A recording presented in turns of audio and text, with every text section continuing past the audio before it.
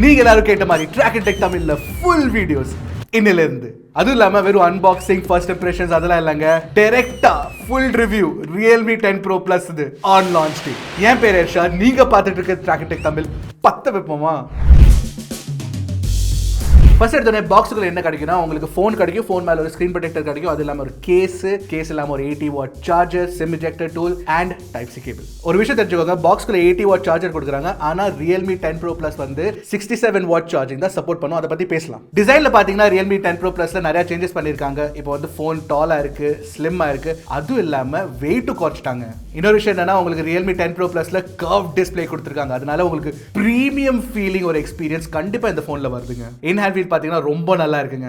சரி, ஒரு விஷயம் சொல்லிட்டா, உங்களுக்கு இந்த வீடியோ பிடிச்சிருந்தா கண்டிப்பா சப்ஸ்கிரைப் பண்ணுங்க, பிடிச்சிருந்தா லைக் பண்ணுங்க, காமெண்ட் பண்ணுங்க. ஏன்னா ஆல்காரிதம் வந்து யூடியூபோட ஆல்காரிதம் இருக்குல்ல, இந்த மாதிரி என்கேஜ்மெண்ட் ஆச்சுன்னா தான் நிறைய பேருக்கு இந்த வீடியோ காட்டும். இப்போ நீங்க நினைப்பீங்க, சரி Realme 10 Pro Plusல 5000 mAh பேட்டரி கொடுத்துருக்காங்க, Realme 9 Pro Plusல 4500 mAh பேட்டரி கொடுத்துருக்காங்க. அதுவும் இல்லாம இந்த ஃபோன் வந்து சின்ன phone compared to Realme 10 Pro Plus. அப்போ கூட Realme 10 Pro Plus எப்படி லைட்டா வச்சிருக்காங்க? அதோட ஆன்சர் ரொம்ப சிம்பிளுங்க. இந்த ஃபோன்ல இப்போ கிளாஸ் பேக் இல்ல, Realme 9 Pro Plusல கிளாஸ் பேக் கொடுத்திருந்தாங்க, 10 Pro Plusல உங்களுக்கு பிளாஸ்டிக் பேக் தான் கொடுத்திருக்காங்க. இந்த போனோட கலர் பேர் என்ன தெரியுமா? Hyper space. ரொம்ப கிளாசி பிளாஸ்டிக்கா இருக்குங்க, ஃபிங்கர் பிரிண்ட்லாம் பதிவாயிருது ரொம்ப ஈஸியா. இந்த கலர்ல ஒரு கிளிட்டர் பேட்டர்ன் மாதிரி இருக்குங்க, இந்த மாதிரி ஆங்கிள் பாத்தீங்கன்னா உங்களுக்கு அது கண்டிப்பா தெரியும். அது இல்லாம கேமரா ரிங்ல இருந்து நீங்க ஒரு ஆங்கிள் பாத்தீங்கன்னா லைட் அடிச்சதுன்னா டிஸ்கோ லைட் மாதிரி ஒரு எஃபெக்ட் கொடுத்திருக்காங்க. பாக்குறதுக்கு அழகா தான் இருக்கு. இந்த கேமரா ரிங் பாத்தீங்கன்னா அதுக்குள்ளதான் உங்களுக்கு கேமராவே இருக்கு. கேமரா ரிங் வந்து கேமராவோட ரொம்ப பெருசா இருக்குங்க. இந்த மாதிரி டிசைன் Huawei ஃபர்ஸ்டே பண்ணிட்டாங்க. ஆனா என்ன கேட்டீங்கன்னா நல்லா இருக்கு பாக்குறதுக்கு, இட் லுக்ஸ் குட். ஆனா வாட் டசன்ட் லுக் குட்னா இந்த சிம் கார்டு ட்ரே தாங்க. இந்த பாட்டம் எட்ஜ்ல இருக்குல்ல, இது அலைன்மெண்ட் சரியா பண்ணல, அதனால அந்த பிரீமியம் ஃபீல் வந்து போயிருது, நல்லா இல்ல பாக்குறதுக்கு. இதெல்லாம் சின்ன விஷயம். எனக்கு வந்து அந்த பிரீமியம் எக்ஸ்பீரியன்ஸ் வேணும்னா அதெல்லாம் நான் ரொம்ப உத்து பார்ப்பேன். அண்ட் Realme ஹெட்ஃபோன் ஜாக் ஏன் எடுத்துட்டாங்கன்னு எனக்கு தெரியலங்க. 9 Pro Plusல உங்களுக்கு ஹெட்ஃபோன் ஜாக் கொடுத்திருந்தாங்க, 10 Pro Plusல கொடுக்கல. It doesn't make sense. இன்னொரு சேஞ்ச் என்னன்னா, உங்களுக்கு ப்ராப்பர் கிரில் கொடுத்திருக்காங்க ஸ்பீக்கருக்காக, ஸ்டீரியோ ஸ்பீக்கர் செட்டப்காக. Realme 9 Pro Plusல உங்களுக்கு இயர் பீஸ் தான் செகண்ட் ஸ்பீக்கரா ஒர்க் ஆகும். ஆனா ப்ராப்பர் ஸ்டீரியோ ஸ்பீக்கர்ஸ் கொடுத்ததுனால சவுண்ட் பெட்டரா இருக்கும் அப்படின்னு நினைச்சீங்கன்னா நோ. உண்மை சொல்லணும்னா சவுண்ட் ரொம்ப தின்னா இருக்குங்க, பேஸை குறைச்சிட்டாங்க. நீங்களே கேளுங்க, சொல்லுங்க உங்களுக்கு எப்படி இருக்கு கேட்கறதுக்குன்னு.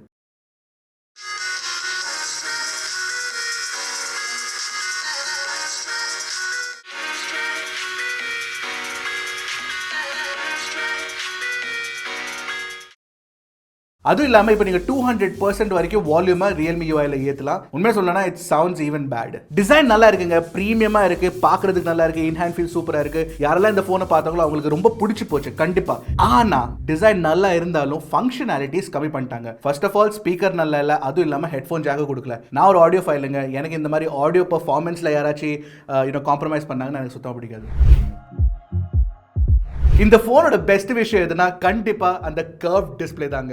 Realme 10 Pro Plusல உங்களுக்கு ஒரு பெரிய 6.7 inch கர்வ் டிஸ்பிளே கொடுத்திருக்காங்க, 120 Hz ரிஃப்ரெஷ் ரேட்டும் கொடுத்திருக்காங்க. அதுவும் இல்லாம இது ஒரு AMOLED பேனலுக்கு 10 bit colour support and DCI-P3 colour சப்போர்ட்டும் கொடுத்திருக்காங்க. அப்படின்னா நீங்க டிஸ்பிளே செட்டிங்ஸ்ல போயிட்டு ப்ரொஃபஷனல் மோட்ல DCI-P3 கலர் வச்சீங்கன்னா கலர் சயின்ஸ் வந்து ரொம்ப ஆக்யூரேட்டா இருக்குங்க. நீங்க போட்டோல எடிட் பண்ணும்போது கரெக்டான கலர் உங்களுக்கு டிஸ்பிளேல காட்டும், எடுத்த போட்டோட கலரே கரெக்டா காட்டும். பீக் பிரைட்னஸ் கூட பாத்தீங்கன்னா 950 nits வரைக்கும் கொடுத்திருக்காங்க. Realme 9 Pro Plusல உங்களுக்கு 800 nits தான் கிடைச்சது. So that is better. ஆனா டிஸ்பிளேல இருக்க பெஸ்ட் பார்ட் என்ன தெரியுமா? அந்த பெசல்ஸ்ங்க ரொம்ப ஸ்லிம் பண்ணிட்டாங்க, ஒல்லி ஆக்கிட்டாங்க. அப்படியே சுத்தமா நீங்க கம்பேர் பண்ணீங்கன்னா Realme 9 Pro Plus ஓட சின் கூட கம்பேர் பண்ணீங்கன்னா இட்ஸ் வெரி வெரி thin. இன்னொரு விஷயம் வந்து Realme நிறைய அட்வர்டைஸ் பண்ணிட்டு இருக்காங்க, 2160 Hz PWM dimming eye protection மோட்னு சொல்லிட்டு. ரொம்ப டெக்னிக்கலான விஷயங்க. ஆனா இதுல என்ன ஆகும்னா, நீங்க லோ பிரைட்னஸ்ல இந்த மாதிரி AMOLED டிஸ்பிளே பாத்தீங்கன்னா கூட உங்களுக்கு ஃபிளிக்கர் வராது. நாங்க Samsung Galaxy S22 Ultra பக்கத்துல வச்சு டெஸ்ட் பண்ணோம், and Samsung Galaxy S22 Ultra low பிரைட்னஸ்ல அதிகமா ஃபிளிக்கர் இருந்தது compared to Realme 10 Pro Plus display. இதனால என்ன அட்வான்டேஜ்னு பாத்தீங்கன்னா, நிறைய பேருக்கு வந்து ஃபிளிக்கர் பார்த்தாங்கன்னா அவங்களுக்கு வந்து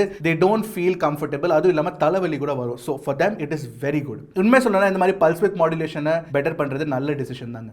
டிஸ்பிளே இவ்வளவு அழகா இருக்கு அப்படின்னா இது best டிஸ்பிளேயா under 25,000 Realme 10 Pro Plus அப்படின்னு கேட்டீங்கன்னா நான் சொல்ல சில பிரச்சனைங்க இருக்குங்க. ஃபார் எக்ஸாம்பிள் நான் டெஸ்ட் பண்ண நெட்ஃபிளிக்ஸ்ல உங்களுக்கு HDR ஆப்ஷன் கிடைக்கிறது இல்ல. Redmi Note 12 Pro சீரிஸ்ல இன்ட்ரோ듀ஸ் பண்ணிருக்காங்க Dolby Vision கிடைக்குதுங்க. அதுல இதுல நெட் HDR கூட இல்ல. அதுவும் இல்லாம 4K HDR வீடியோஸ் நான் யூடியூப்ல டெஸ்ட் பண்ணேன், பார்க்கிறதுக்கு நல்லா தான் இருந்தது. ஆனா ஸ்டட்டர் பண்ணுதுங்க, அப்படி ஸ்டக்காய் ப்ளே ஆகுது. That is not good.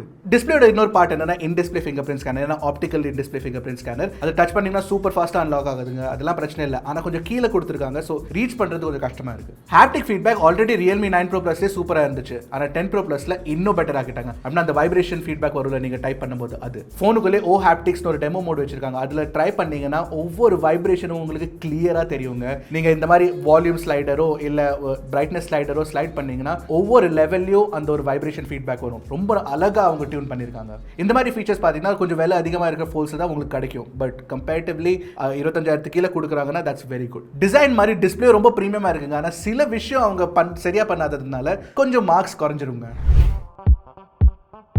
Realme 10 Pro Plusல உங்களுக்கு 108 மெகாபிக்சல் கேமரா கொடுத்துருக்காங்க. Realme 9 Pro Plusல உங்களுக்கு 50 மெகாபிக்சல் கேமரா தான் கொடுத்துருக்காங்க. அப்படின்னா என்ன Realme 10 Pro Plus கேமரா பெட்டரா? இல்லைங்க, உண்மையா இல்லை. ஏன்னா சென்சர் வந்து ரொம்ப இம்பார்ட்டன்ட்ங்க. இப்போ Realme 9 Pro Plusல யூஸ் பண்ண 50 மெகாபிக்சல் Sony IMX766 சென்சர் இருக்குல்ல, அது ஒரு சூப்பர் சென்சருங்க. எக்ஸ்பென்சிவ் ஃபோன்ஸ்ல கூட யூஸ் பண்ணியிருந்தாங்க. 108 megapixel Samsung HM6 it's a budget sensor. சரி, ஸ்பெக்ஸ் எல்லாம் விடுங்க, எந்த ஃபோன் நல்ல பிக்சர்ஸ் எடுக்குது அதை பத்தி பேசுவோம். இப்போ இந்த பிக்சர் பாத்தீங்கன்னா பிரைமரி கேமரா வச்சு ஷூட் பண்ணிருக்கோம். ரெண்டு ஃபோன்லயும் டே லைட்ல ரெண்டுத்துலயுமே டீடைல்ஸ் ஓரளவு சேமா இருக்கு. முக்கியமா கலர் ரீப்ரொடக்ஷன் இம்ப்ரூவ் பண்ணிருக்காங்க. அதுவும் இல்லாம HDR பெர்ஃபார்மன்ஸ் 10 Pro Plusல கண்டிப்பா இம்ப்ரூவ் பண்ணிருக்காங்க. இப்போ நீங்க உங்க ஃப்ரெண்ட்ஸ் ஃபேமிலி பிக்சர் எடுக்கிறீங்கன்னா அப்படின்னா 9 Pro Plus தான் பெட்டருங்க. ஏன்னா HDRல பாத்தீங்கன்னா 9 Pro Plus கொஞ்சம் 10 Pro Plus ஓட பெட்டரா எடுக்குது. ஏன்னா 10 Pro Plus ஓவர் ப்ராசஸ் பண்ணுது. போர்ட்ரேட்ஸ் எனக்கு ரெண்டு ஃபோன்லயுமே பிடிக்கல ஆக்சுவலி, உண்மை சொல்லணும்னா. ஏன்னா எட்ஜ் கட் அவுட் அவ்வளவு நல்லா இல்ல. So yeah, I won't pick either one. Low லைட்ல பாத்தீங்கன்னா அதான் சொன்ன மாதிரி Sony IMX766 சென்சர் கொடுத்திருக்கனால உங்களுக்கு low light sensitivity 9 Pro Plusல 10 Pro Plus ஓட பெட்டரா கிடைக்குது.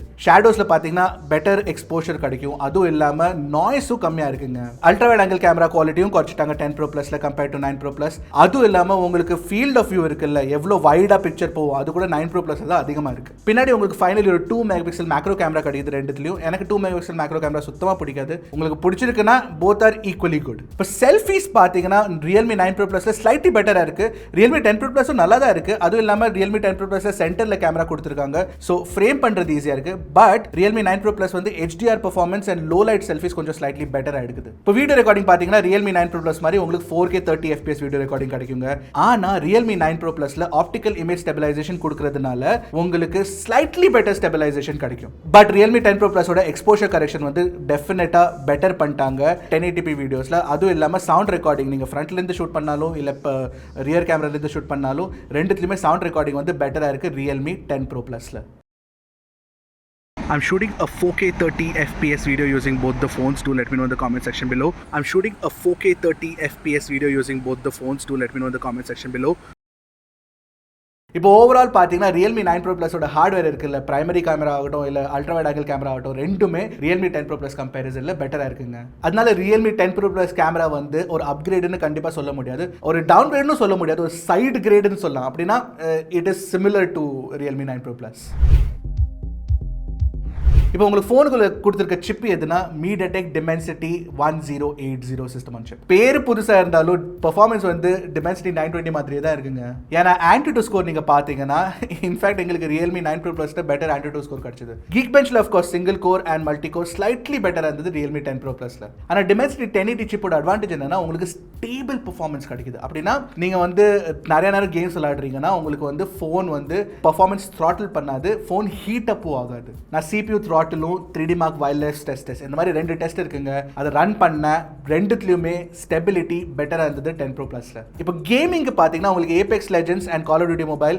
Apex Legends பெஸ்ட் கிராஃபிக்ஸ்ல இப்போ ஒர்க் ஆக மாட்டேங்குது. ஆனா Call of Duty Mobile same as 920 work ஆகுது. இந்த போனை வந்து நீங்க கண்டிப்பா கேமிங் போனா கன்சிடர் பண்ணவே முடியாதுங்க. இப்போ நீங்க ஒரு கேமிங் போன் வாங்க விரும்புனீங்கன்னா கண்டிப்பா Snapdragon 778G வச்சிருக்க சிப் உள்ள போனை வாங்குங்க.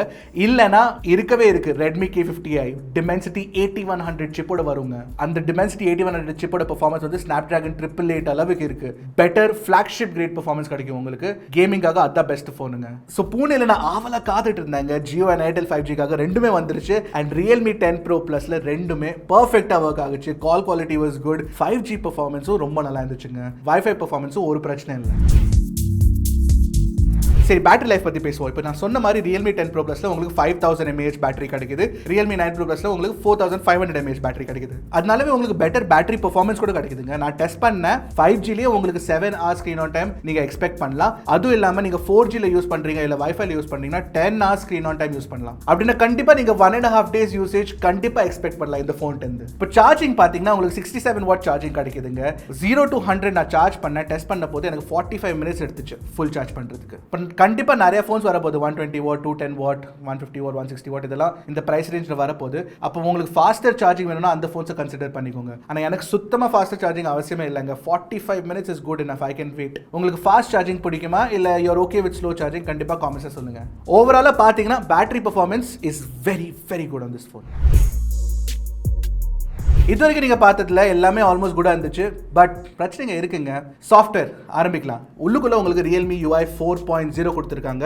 Android 13 பேஸ்ட் சாஃப்ட்வேருங்க. அப்படின்னா latest software. So that's very very good. அதுவும் இல்லாமல் Realme ப்ராமிஸ் பண்ணுறாங்க உங்களுக்கு 2 வருஷம் சாஃப்ட்வேர் அப்டேட்ஸும் 3 வருஷம் செக்யூரிட்டி அப்டேட்ஸும் கொடுக்க போகிறாங்கன்னு. அதெல்லாம் நல்ல விஷயம் தாங்க.